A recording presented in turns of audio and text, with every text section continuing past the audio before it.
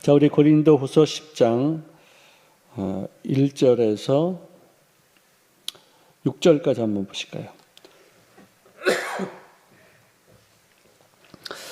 고린도후서 10장 1절에서 6절까지 함께 읽겠습니다. 시작.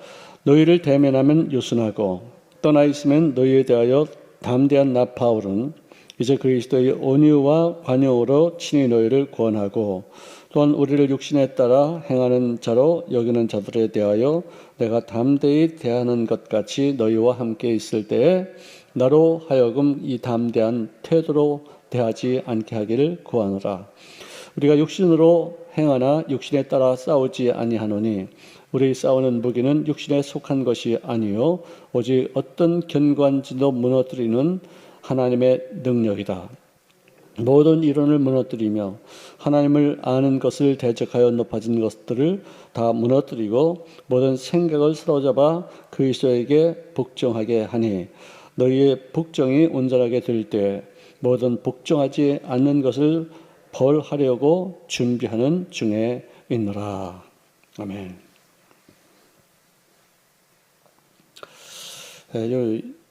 고린도후서 9장 12절에 이렇게 보면은요, 그 마지막 부분인데, 말미암아 이게 한 절에 하나씩 이렇게 나와요. 많은 감사로 말미암아, 후한 연보로 말미암아, 지극한 은혜로 말미암아, 그의 은사로 말미암아 하나님께 감사하노라. 말미암아 그 뭐뭐의 결과로 인하여 뭐 이런 뜻이겠죠. 그래서 우리가 고린도후서 9장의 어떤 그 결론은 하나님께 드리는 많은 감사가 넘쳤다는 것이고 또 하나님께 드리는 연보가 후하게 넘쳤다는 것이고 그리고 우리에게 주신 그 은혜가 지극히 크다는 것을 말씀해 주고 있고 그리고 그 은사로 말미암아 하나님 앞에 이 은사는 뭐냐? 이렇게 나눠주는 은사예요. 드리는 은사, 섬기는 은사 이렇게 말하겠죠. 우리 교회도 이것이 넘치는 신앙인들의 모습을 갖춰 나갈 수 있기를 바랍니다. 요즘 긴장하고 많이 이렇게 어려운 때 서로 화목하는 거 참 중요해요. 서로 긴장하고 너무 이렇게 스트레스가 많고 또 짜증도 나니까 사소한 일에도 이렇게 오해가 되고 또 감정이 상하고 또 그러면 또 마귀가 또 틈타지요. 그래서 정말 좀 더 넓은 마음을 가지시고 이럴 때 이렇게 자기 자신을 쳐서 그리스도의 법 아래요 복종시킨다는 그런 뜻으로 매 순간마다 십자가 못 박혀 죽임을 당하는 인생을 살 수 있기를 바랍니다. 참 제가 어저께 수요일 날도 그 얘기를 했습니다만은 우리 속에 있는 DNA로 말미암지 아니하고 외부로부터 임하는 새로운 프로그램을 내가 적용해서 그죠? 하나님의 말씀은 외부로부터 임하는 거예요. 성령도 내 안에 지금 거주하고 계시지만 내 속에 맨 처음부터 계신 분은 아니었었어요. 들어오셨어요. 그래서 나를 주장하시죠. 나의 인격을, 나의 어떤 판단을 당신의 뜻 가운데서 인도하시는 분으로 이렇게 역사하시는 것을 우리가 보게 되는 것입니다. 자, 오늘 이 10장에는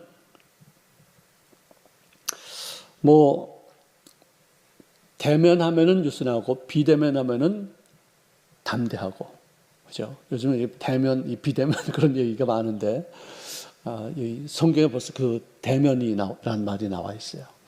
그 사람을 만나보면 참 유순하고 착한데 떠나가서 편지를 할 때 보면은 무지하게 담대하고 강한 어떤 어조로 편지를 한다. 그런 뜻이겠죠.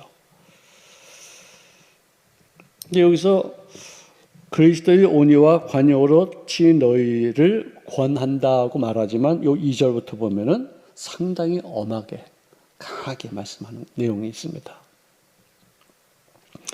자, 육신에 따라 행하는 자들 때문에 그렇죠. 육신을 따라 행하는 자들.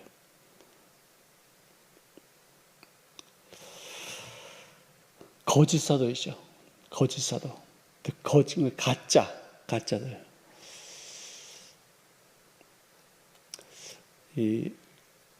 하나님은 자연계에도 가짜들을 만드셨어요. 하나님은 자연계에도. 예를 들어서 청소 놀래기가 있어요. 청소 놀래기.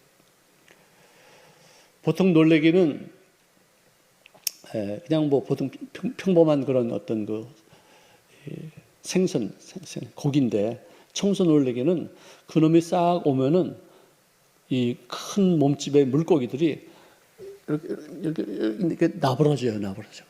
까무러져요. 왜냐면은 그놈들이 와가지고 여기 기생충도 잡아가지고 간질간질한 부분들 이렇게 좀 치료해주고, 이발사 같이 이렇게 마사지도 해주고, 이렇게 이렇게 안마도 해주고, 또 피부 관리도 해주고, 그러는 놀래기가 있어요. 청소 새우도 있어요. 그럼 걔네들이 오면 입을 딱 벌리고 이 양을 뒤집어져. 너무 시원해가지고. 자기 손으로 건드리지 못하는 부분을 기생충도 잡고 상처로 어루만져주고, 또 음식을 먹다가 찌꺼기 같은 것도 다 빼주고, 그러니까 얼마나 시원해. 자부러져 이렇게 막 이렇게 좋아가지고. 그런데 가짜 이 청소 놀래기가 있어. 똑같이 생겼어요. 근데 뒤에 꼬랑지 부분에 무늬가 조금 달라. 그놈이 오면은 이놈이 나 또 청소해 주는가 보다 싶어가지고 나부러지는데, 걔는 이렇게 와가지고 이 살점을 탁 뜯어가지고 도망가. 그러고 먹고 살아요, 걔는요. 남의 기생충을 이렇게 잡아주면서 또 찌꺼기를 뜯어 먹으면서 또 상처를 이렇게 아무렇게 하면서 그것에서 나오는 어떤 음식으로 사는 게 아니라 그 고기에 살점을 뜯어 먹고 사는 거예요. 그러면 얼마나 사기당한 기분이에요. 완전히 속았죠. 이 가짜들이, 이 캠프러지, 위장하는 것도 다 가짜예요. 어떤 놈은 딱 이러고 있는데 나뭇가지하고 똑같아. 곤충인데 움직이는 것도 이렇게 슬슬 이렇게 바람에 흔들려서 움직이는 것 같이 이렇게 해서 움직여서 탁 잡고, 또 그다음에 바람에 흔들리듯이 이렇게 해서, 위장술이 굉장히 치사하네요. 보호색도 마찬가지고 다 사기예요. 여러분들이 이렇게 눈썹 그리는 거, 이게 다 사기예요. 마스크 딱 쓰기 전에 아침에 새벽에 나올 때 그래도 입술은 바르고 나오잖아, 그지? 이쁘게 보이려고. 사실은 안 이쁜데. 근데 또 이렇게 이쁘게 보이려고 이렇게 칠해놓은 게 또 이뻐. 사람을 이렇게 속이는 그런 어떤 관계가 아닌가 생각도 합니다. 근데 교회 안에서 이 가짜 사도가 있고 가짜 신도가 있고 이단들이 숨어 들어와서 자기들의 어떤 세력을 이렇게 전파하기 위해서 행하는 어떤 일들 있다 이거예요.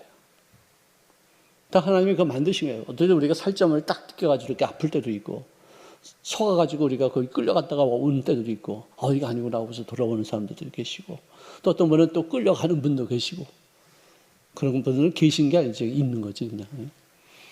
바보같이. 분별력이 없어가지고. 영적으로 무장하게 하기 위해서. 마귀 자체가 가짜예요. 선 거짓말쟁이에요. 걔는 입을 뻥끗거리는 것조차도 가짜예요. 정말로 말하는 그 자체가, 나도 귀신 음성도 들어봤고 하나님 음성도 들어봤지만 귀신은 속살거려요. 그럴듯해. 근데 조금만 더 생각해 보면은 아니야. 근데 하나님은 아닌 것 같은데도 조금만 생각해 보면은 그게 진짜예요. 기가 막혀요. 마귀는 그 속살거리는, 귀에서 정말 소리가 들려요. 이렇게 말소리가 들려요. 그걸 우리가 어떻게 그걸 부인할 수 있어요?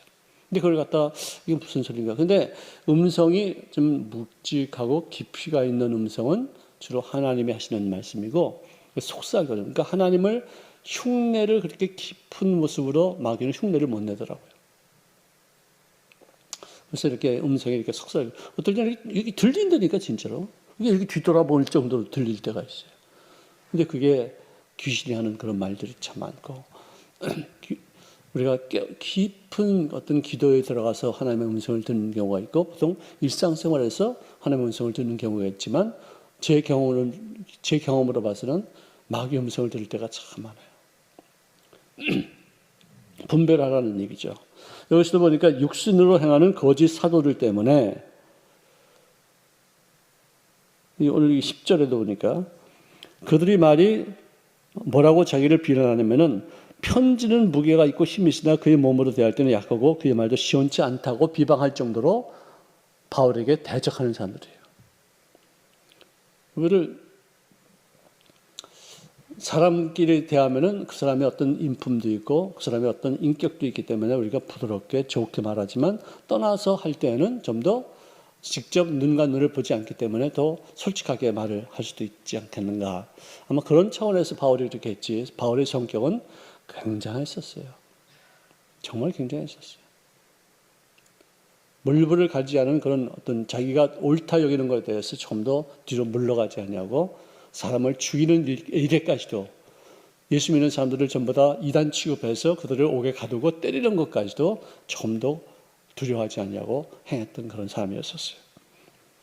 그런데도 데메레스 때는 부드럽게 권유하는 어떤 그런 모습이었지만 일단 떠나가서 편지할 때만큼은 아주 강한 어조로 아주 엄격하게 그렇게 말하는 그런 내용이었다는 것을 말해주고 있습니다. 자, 여기서 보니까 하나님을 아는 것을 대적하여 요전에 이제 4절 보니까 우리 싸우는 무기는 육신에 속한 것이 아니요 오직 어떤 견고한 진을 무너뜨리는 이 견고한 진을 무너뜨리는 하나님의 능력이라. 견고한 진을 무너뜨릴 수 있는 능력은 오직 하나님의 능력이에요. 영적인 세계에서요. 우리가 여리고 성도 인위적으로도 무너뜨릴 수 있어요. 모든 것을 지구가 다 인간이 무너뜨릴 수 있는데 이 견고한 진을 무너뜨리는 능력은 하나님께만 있다. 영적으로 귀신의 역사를 지할 수 있는 힘은 우리 인간의 힘으로 안 된다는 뜻이죠. 굉장히 중요한 대목이에요. 우리 싸움은 혈과 육에 대한 싸움이 아니라 공중에 있는 권세 잡은 자들과의 싸움이다. 그렇게 말해요. 우리 싸움, 우리 레슬링이에요. 영어로 보니까 레슬링이에요. 우리 싸움은 혈과 육, 이 힘으로 어떤 테크닉으로 이렇게 하는 것이 아니라 영적인 싸움이다.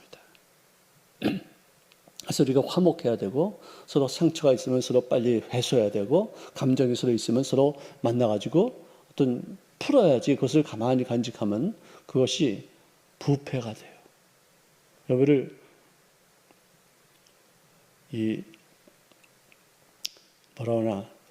설탕도 이렇게 후 불면 날아가요. 그리고 또 프림도 후 불면 날아가는데 그걸 갖다 방치도 가지고 이렇게 습기는 곳에 이렇게 오랫동안 두면 망치로 때릴 만큼 딱딱해져요.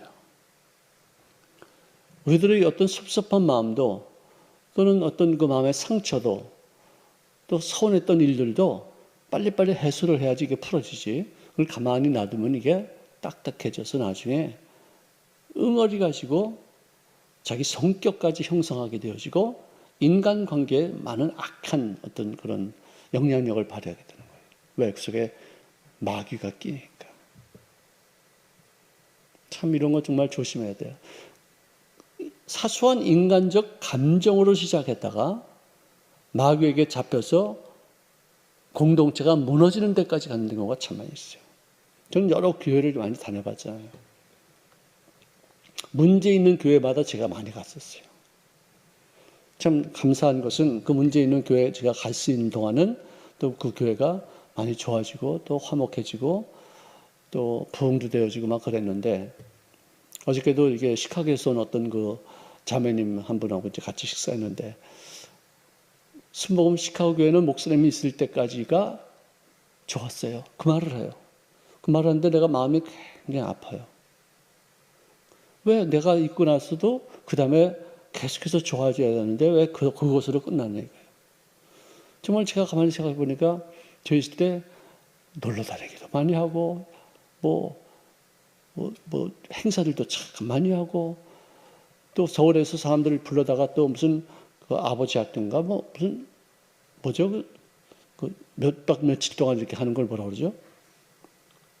몰라요? 그 섬기고 막 그러는 거 있잖아요. 며칠 동안 시계도 다 뺏기고 휴대폰도 다 뺏고서 그냥 거기 하도 오사랑학교, 예, 오사랑학교. 네, 맞아요, 오사랑학교. 내가 오사랑학교 28기예요. 저도 거기 가서 많이 은혜 받았었죠.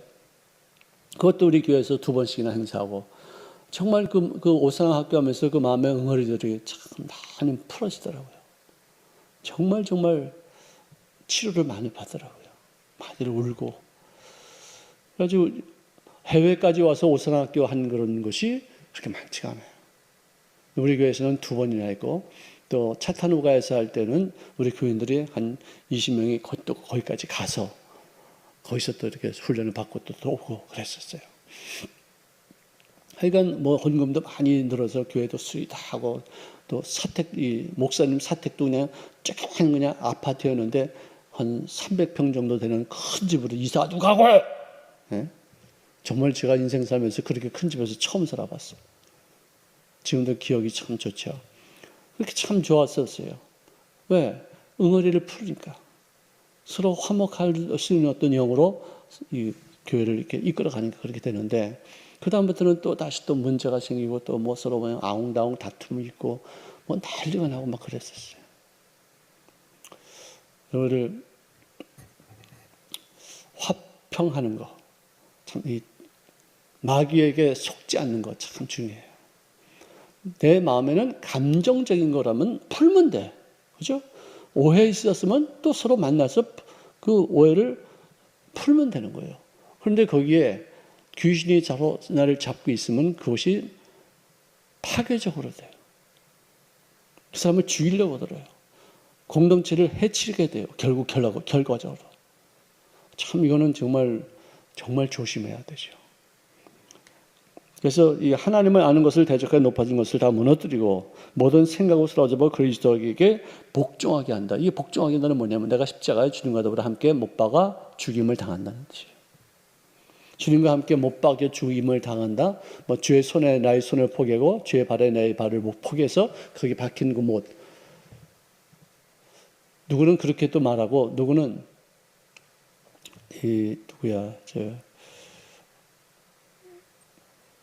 예수 전도단 로스 목사님을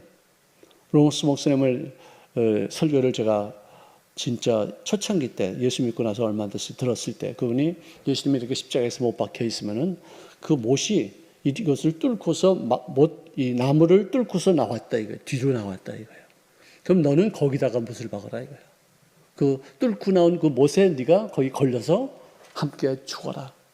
이런 말을 하는데 상당히 충격받았었어요. 아, 그렇구나. 난 그리스도와 더불어 함께 못 박힘을 당해서 죽어야지 하나님을 아는 것을 대적하는 모든 지식에서 우리가 벗어날 수 있겠구나. 그런 생각을 하게 되었었습니다. 이 거짓 사도들의 주장을 주로 교만하고 무절제한 자기 자랑이 참 많아요. 자기가 중심이 되어서 모든 일들을 행하고자 하는 어떤 그런 경우가 있었고, 하나님께서 허락하지 아니한 범위 내에서 어떤 일들을 행사하고 또 자기를 자랑하는, 오늘 이 10장의 그 맨 마지막 결론은 뭐냐? 자랑할 게 있으면 주님 안에서 자랑하라.